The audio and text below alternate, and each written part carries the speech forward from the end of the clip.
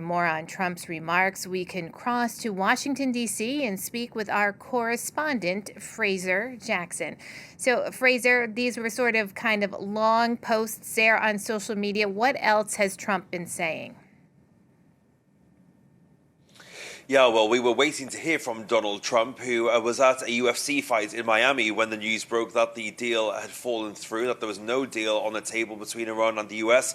But around 8 or so o'clock in the morning, Donald Trump taking to his Truth Social platform and announcing a naval blockade on the Strait of Hormuz. He said, "I have instructed our Navy to seek and interdict every vessel in international waters that has paid a toll to Iran. No one who pays an illegal toll will have safe passage on the high seas." He also says that any Iranian who fires at us or at peaceful vessels will be blown to hell.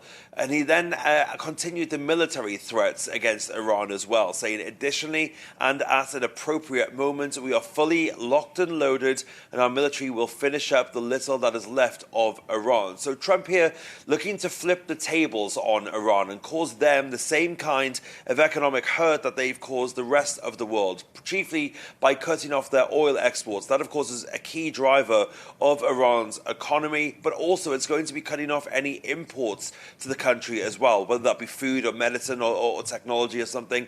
But Donald Trump's still there, leaving on the table the looming threat of restarting the bombing campaign on Iran as well. Trump says that the US is also beginning mine-sweeping operations in that area. Of course, we saw those 2 US vessels make their way through the Strait of Hormuz yesterday. That was meant to be a preparatory kind of mission to see if, just to kind of get the lay of the land, to see if a wider operation was possible. But of course, this move from the US president could also prompt Iran to lash out and restart its missile strikes as well on US regional allies and assets in the region. And of course, that ceasefire deal is currently still in place. But whether that will hold now that these deal talks have fallen apart remains to be seen.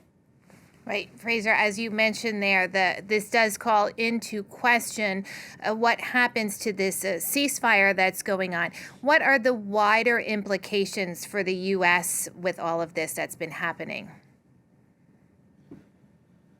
Well, of course, in the region, it's going to impact Iran significantly. Like I mentioned, the oil being one of their main drivers of their economy, but it's also going to therefore have a ripple effect on the rest of the oil market as well, further impacting oil prices worldwide and by extension, petrol prices as well. That really has become a yardstick here in the United States for how people feel the economy is doing, and the fact that petrol in some places might go over $5 a gallon is really making people worry here. Of course, this is a midterm year, an election year here in the United States, and Donald Trump has long used the price of petrol again as a yardstick to beat his political opponents with. But now the shoe is on the other foot, and Donald Trump is the one in charge of the economy, and he has tried to get ahead of this by telling people that it's going to be a short-term economic pain for a long-term gain when it comes to Iran. But of course, that is easier said than done